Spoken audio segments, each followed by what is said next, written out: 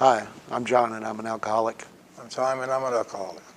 Guys, thank you for joining me again and just sitting down with me and sharing your story and your experience. I think it's not only for me but for everybody watching and listening. It's enlightening to hear because you guys have and are going through this process of AA and battling and overcoming your addictions. But we all are doing that. We're all battling and trying to overcome demons in our life every single week. And it's enlightening for us just to hear a first-person experience on kind of what y'all have gone through. Because I'm processing going, okay, here's things I need to do in my life. And I'm sure people out there listening and watching are probably thinking the same thing. The first week we talked about powerless. Last week we talked about, which y'all said is the most important step, is taking inventory. And this week we're going to talk about accountability. In the 12 steps of AA, John, you mentioned that the first 4 steps are more like are the coming to terms, and then step 5 is taking that accountability and moving forward. Step 5 in this process, in the 12 steps, admitting to God, to ourselves, and to another human being the exact nature of our wrongs. So explain to me, and I just mentioned it, but explain to me why you feel like the first 4 steps are kind of the coming to terms with yourself, and why step 5 is almost like a turning point as far as accountability. The only reason I look at it that way is because, like, we talked about surrender. The first part of this process is admitting to yourself that you have an issue. And then the second part of the process, the first 4 steps are all built on self-evaluation, introspection. You definitely look a lot at yourself and you say, well, why isn't everything working correctly? Why, what's gone wrong? Everything was so good and now it's not anymore. And I guess I look at it as, you have to kind of, that personal inventory and that surrender, you basically have to come to terms with yourself about what's really broken before you can fix it. Tom, on the step 5, on this step, admitting to God and to ourselves and to another human being the exact nature of our wrongs. Step 6 through 12 is the continuing of that accountability. Why is this step, the accountability step, why is this such an important step and almost like a turning point for the rest of the steps of the process? First of all, it is truly the beginning of the surrender process to God. We surrendered in the first step to the knowledge that we have an illness. And we go through this process up to the 4th step of identifying who we are and what our wrongs have been. 5th step is where we start talking to God. In step 5, step 7, step 9, step 10 are all about talking to God. Step 11, all about talking to God. So this is now beginning to build that relationship between us and God. John, we talked about last week about that first step on talking to God. We talked about that a little bit last week. So, Tom, what you were just saying was, and this is enlightening. It's the step 5 is it's not about yourself anymore. It's not just you. It's right. It's you. It's you taking accountability for yourself, but it's you really starting to develop a relationship, if you didn't already have it, with God, right? So again, just share with me again. So on this, especially in this step, admitting to God and to others the exact nature of our wrongs. Admitting to God. That phrase right there is, it's when we talk to God, it's, we can pray and all that, but this is admitting to God. This is you surrendering to the man upstairs on what is going on with your life. Share with me again, you talked about it a little bit last week, but share with me again that first dialogue with God and that first conversation with God, with admitting to God about this process and starting to take accountability for your actions. Alcohol for me, alcoholism and the addiction that I experience is probably the most selfish and self-centered thing that I've ever gone through in my life. And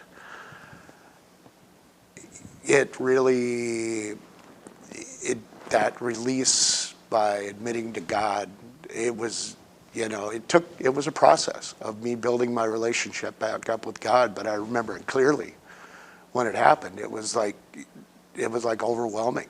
It's like, I can't do this alone. God, I need you in my life. And it was overwhelming. I literally just went, I am broken. I need you in my life. I need you to guide me. I need you to be my light, my direction.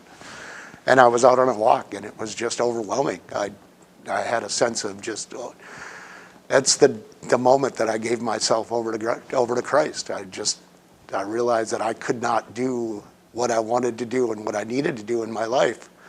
And I realized that I needed to follow his direction. So.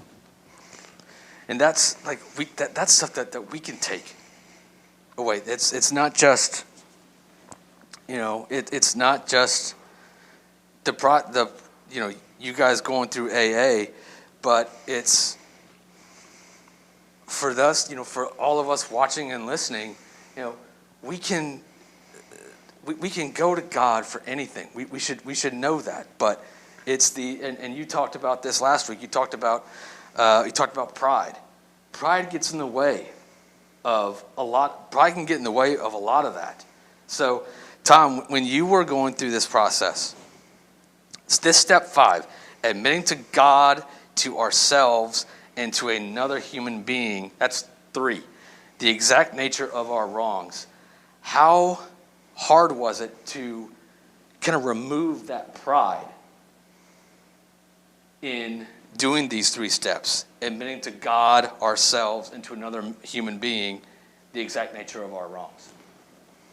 For me, it was a big step along the way to removing pride as the obstacle to my recovery.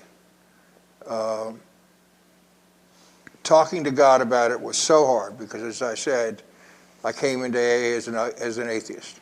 This is the first place where you have to have a conversation with God. My view of it was, when I did it, I was with my sponsor, and he was the other person, and I had to admit to myself what was going on in my life. And in that process, I knew that God was listening. But what I found when I did that process was something that sounds so simple that you would think, hey, why did you go through all this process just to find that out? What I found was that I didn't want to take responsibility for any of my wrongs. And second was that I blamed everybody else for them. What a big awakening from pride. That's pride right there. Is I don't want to take any blame for anything that I've done on myself.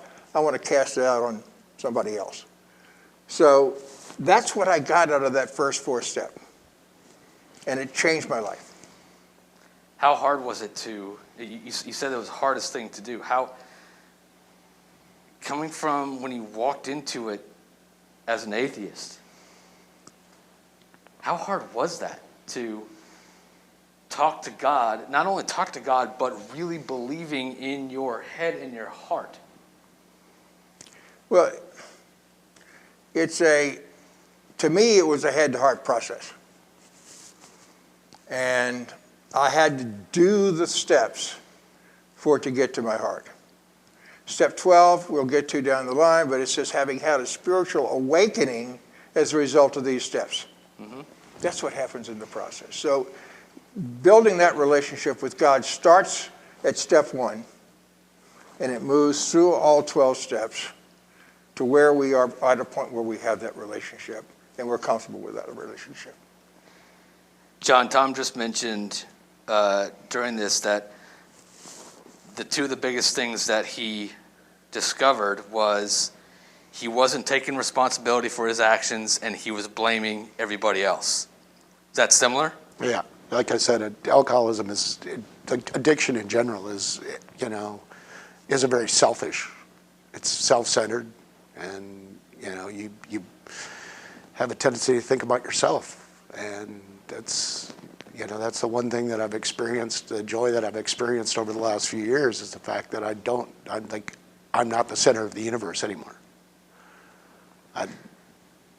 Other people, like, there's something bigger than me in this world, and that's a wonderful feeling. How hard was it I'm sure it wasn't just a flipped switch.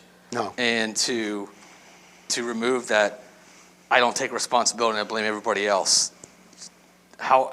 Just tell me the difficulty of that process, head and heart, on owning up to it and taking accountability for your actions. Well, I think I was the king of rationalization. I could always find a reason for something that wasn't necessarily my fault. And just realizing that, I guess it's difficult. It is a swallowing of the pride. Pride is the hardest pill to swallow. I found out along the way, and I was the king of self-control. I thought I had it all controlled, and when you start losing that control, that's when you start pointing the finger. Everybody is, it's never, I'm not the person to blame. Everybody else is. Yep. Every other situation, it wasn't my fault. Tom, do you have when you were going through this process and what you said about not taking responsibility and putting blame on others and flipping that script, this step is admitting to God, to ourselves, and to another human being our wrongs and what's been going on. Do you have a memory of a first conversation with a family member or a friend or somebody who has known you for a long time, but you kept this from them, or they kind of knew but they didn't know, and your first time you admitted to a trusted person that you're going through this process? Took me a long time. Okay. As we will discuss, or maybe we'll get to it here, in step 8, we make a list of all the people we have harmed and become willing to make amends to them all. And then step 9 is we make those amends. That's the process you're talking about. Yeah. And what we find is when we look at the people that have hurt us, which we often identify in step 4, because we're blaming other people for our wrongs. Yep. On the step 8 list are those very same people. And that's what I learned about me and my family. I had a rough time with my family growing up. And I came to understand at this point that I was responsible for so much of the difficulties that happened in my life growing up and between my family. My mother and father divorced. And I came to understand that what was happening was I was withholding love. That's all. But that's such a big issue. Yeah, sure. For everybody in all of our relationships, If we withhold love, we are doing harm to people. What does God say? Love God and love others. That's the whole point. And when we withhold it, we hurt ourselves and we hurt them. John, what Tom just said, love God and love others. That's got to be. I would imagine that's a phrase it builds during this process, because in step one, love God and love others is not in step one of this process. Is love God and love others? Is that by the time you're at step 5, admitting to God and to ourselves, to another human being, the exact nature of our wrongs, taking accountability? Is that where the love God and love others kind of really starts? Because you're starting to, you've taken those bricks out off of your shoulders and you're starting to open up. Is that where love God and love others, you think, starts in this process? Or does it start earlier? I think it's definitely like it's a building, it's a growth. And at some point in time, yeah, somewhere around that, I mean, the steps are they're not defined. You know, your sponsor will sometimes ask you, well, where do you think you're at? You know, what step are you on right now? And it's the first time you're asked that question, it's very difficult to cross. But yeah, at some point in time, it's very poignant that your relationship with God gets to that point where you really, I don't know if I'm looking for the word, but you gain an appreciation, a sheer sense of the gift that you've been given. And that's where I think that's that next level of the relationship where you're talking to God on an open, honest level. And I think that's what you're talking about with that step 5, Yep. You know, where you can you can talk to God as a friend. You know, you've gone beyond that formal prayer relationship to the point where you're talking to God on an intimate level. And that was very moving for me, because I was like, wow, I've never experienced this before. And then it does, just because of the nature of that relationship. But I think it compels me to love other people around me. And I really struggled with that first off. Was that whole concept of love is very difficult for me. Yeah. That what you just said, it almost sounds like it's like you're kind of climbing a mountaintop, right? And then you get to when you finally admit, and I'm keeping with this 3 themes here, admitting to God, to ourselves, and to another human being. It's once you do that, the love God and love others and being able to talk more freely becomes a lot easier once you do it. Is that right? Anytime we confess to others and to God, it comes more easily to talk about it. In the Bible, James instructs us that we should confess to our fellow Christians, or at least to someone we trust, the nature of our sins. That confession and that opening up allows God to come in. And until we do that, we're blocking it. So yes, it's an opening of the heart that starts there. That is a perfect way to close this out. So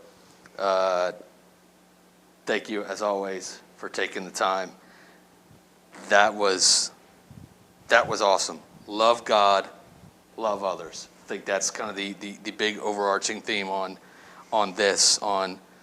taking accountability for yourselves and for your actions to others. Thank you.